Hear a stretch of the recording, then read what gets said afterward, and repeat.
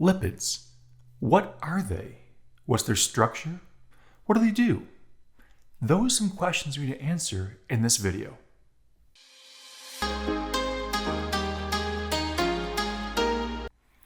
Lipids. Kind of important things to the body. But at the same point, you're saying you don't really want lipids. You don't want to have fat. Well, you actually need it. Your lipids are used for your cell membrane, used for signaling in your body, used for insulation, used for energy storage. Pretty much, they are a necessity of life. Now, most lipids are going to be insoluble in water, which means kind of think of oil and water don't really mix, but that's most. Some actually are. The high energy yield you have from lipids can be beneficial. If you're looking at a gram of lipids, you can yield about 9 kilocalories of energy. Compare that to proteins and carbohydrates, those are 4 kilocalories. So you're more than double the amount of energy coming from a gram of lipids. Now, this high energy yield can be especially important for certain groups of people.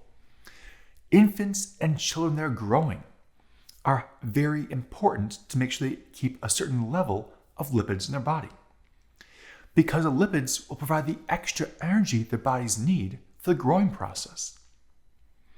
Certain athletes will have to maintain a certain level of lipids in the body.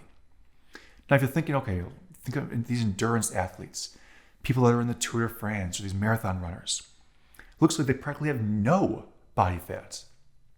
True, they have very low levels, but they still must have some to be healthy.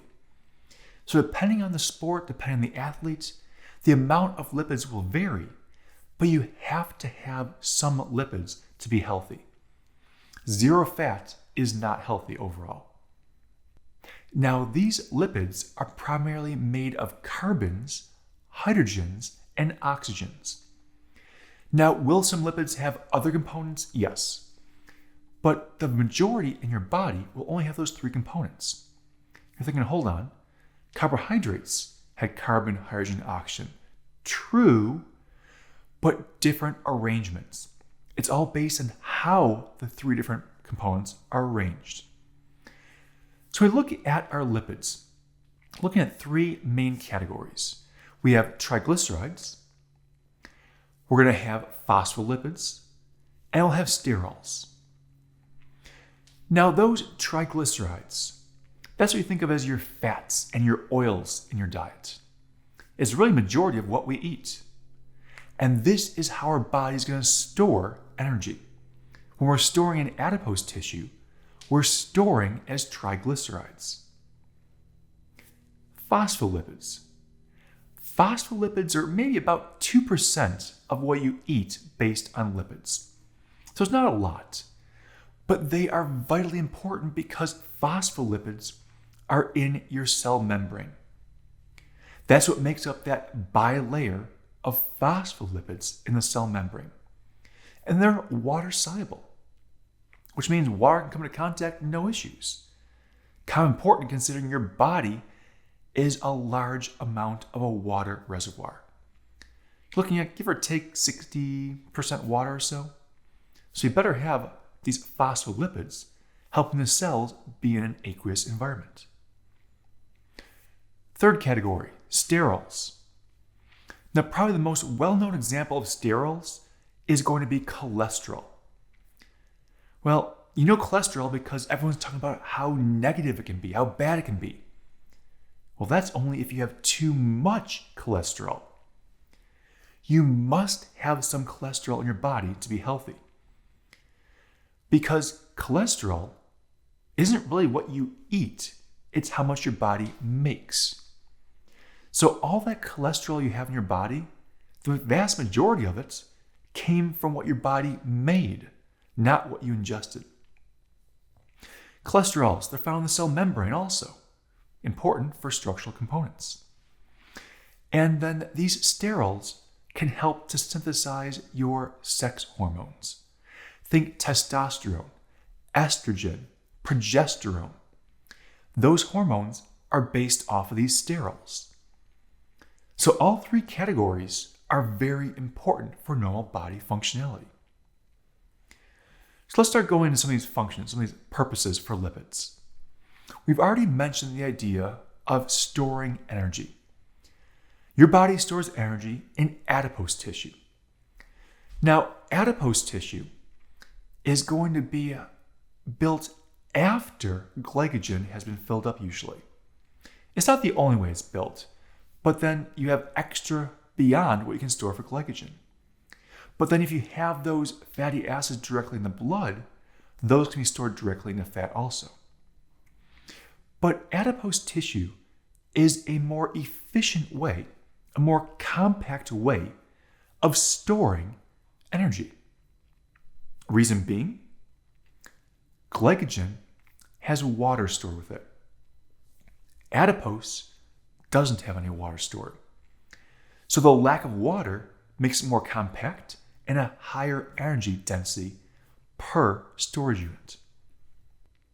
Interesting fact, those adipose cells, they're called adipocytes, but they can expand almost indefinitely. They keep expanding and expanding as more and more fatty acids are stored in them. So they simply just keep growing. They're not even sure if there is an upper limit. So adipose tissue, energy storage. Another function is going to be regulation and signaling. Now, one thing to look at is temperature regulation. Your body can regulate its temperature, trying to maintain that normal 98.6 Fahrenheit temperature. Well, how's that done? It's a whole huge amount of factors. But one thing that comes into play is the insulation from adipose tissue. So it helps with insulating your body, keeping it warmer, making sure you can maintain that temperature. Another part of the regulation and signaling comes right from the adipose tissue itself. Adipose tissue is going to secrete leptin, a hormone. Leptin is going to help with dietary intake. Kind of controls and helps you signal food intake. Other signals, we mentioned sex hormones, progesterone, estrogen, testosterone, all coming from lipids. Omega-3 and omega-6 fatty acids. While these are essential fatty acids, which means you must ingest them, you can't make them, they're going to help with regulation of cholesterol levels in your body. Also, they can help with blood clotting. So, again, important signaling and regulation factors from lipids. I already mentioned a little bit of insulation, but how about protection? While your body is about 30%, give or take, can be a little less than that, but up to 30% adipose tissue or fats. Now, you're saying, well, that seems like a lot. Don't forget, every cell membrane is phospholipids. You're going to have a layer of insulation of adipose under your skin throughout your entire body. It all adds up quite quickly. But that's helping for insulation, but also protection. Your heart, kidneys, liver are going to be some of the organs that are surrounded or encased in a fatty layer. It can help to protect them, provide cushioning and protection. Your brain, well, we know it uses glucose as an energy source, but the brain itself is roughly, they're estimating, about 60% fatty tissue. So all those neurons in your brain are all firing around with fatty tissue around it. So insulation and protection is a huge factor for lipids. Aiding the digestive process, increasing bioavailability. You're saying, what the heck is that? Basically, fat-soluble nutrients. So fat-soluble nutrients going through the digestive process can help to improve the absorption in the small intestines. Reason being, think of it this way. Vitamins A, D, E, and K are fat-soluble vitamins. Without fat present, your body really can't absorb them efficiently into the small intestines. And you need those vitamins. Sometimes those vitamins are found in non-fat-based foods. Things like leafy greens and carrots can have some of those vitamins. Well, if you don't really have much fat in the diet coming through, it's hard to absorb those nutrients, those vitamins, into your bloodstream. Well, another one, smell and taste. Some individuals think that the taste of fat is very enjoyable. Well, you're saying, well, you don't just eat fat. No, you don't eat fat. But think about some of the things that might be fat versus non-fat. Sometimes the non-fat yogurt doesn't taste good as the fat-full yogurt. Or having some beef, where you're having ground beef that's 95 or 98% fat-free compared to the normal amount of maybe an 80% fat-free, or a regular one that has no fat reduced. Certain individuals prefer the certain taste. And that goes along with the smell when you're cooking. Certain smells are being released when the fat itself is being cooked. So again, that all plays into what you're eating and what you want to eat. So how do these lipids work? We talked about all the functions, but what are they actually and how are they built? Well, lipids are going to be organic compounds. Probably the most common one we'll deal with and we'll talk about first are going to be triglycerides. Triglycerides are 3 fatty acids and 1 glycerol molecule. The glycerol, that's also used by itself sometimes in the food industry to kind of make like a thick syrup. Maybe you've seen glycerol as a kind of a thick pasty syrup you use. But those fatty acids, those 3 fatty acids on triglycerides, that's what determines is the fat liquid or solid at room temperature. Usually the shorter the fatty acids, the more liquid it is, because it basically dissolves and breaks down at a lower temperature. The fatty acids, though, themselves are going to have a COOH, or what's called a carboxyl group. So carbon, 2 oxygens, and hydrogen at one end. The other end will be a carbon and 3 hydrogens, known as a methyl group. So that's the whole chain. Each end has one, carboxyl and methyl. Everything in between, just a chain of carbons all along. And those carbons can be shorter, only a few carbons, or a whole huge chain of carbons making it very long. And that chain really is what controls liquid versus solid. But it has a second control factor also. Sometimes those carbons are all single bonded. So each carbon can have 4 bonds. So you have carbon, 1 bond, carbon, 1 bond, carbon. But that leaves 2 bonds coming off.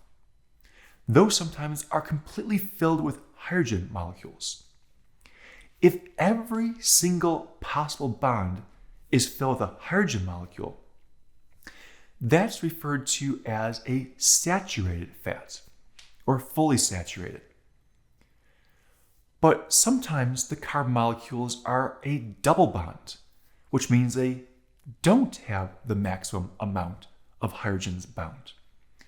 If there is 1 double bonded carbon present, that's referred to as monounsaturated.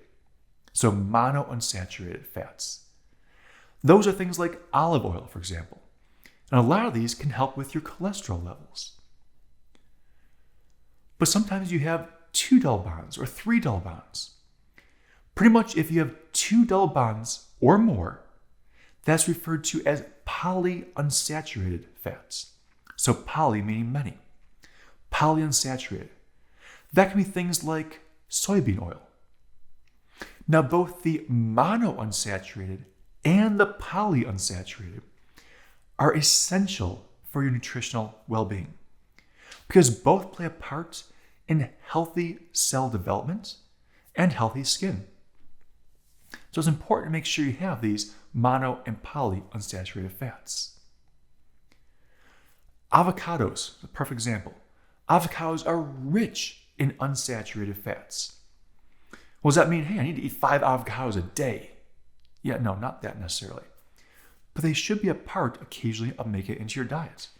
Or something else that is full of poly and monounsaturated fats. Again, there's not just one food. There's a whole huge amount of foods that contain these. That was just one example. A lot of times looking at vegetables and fish oils.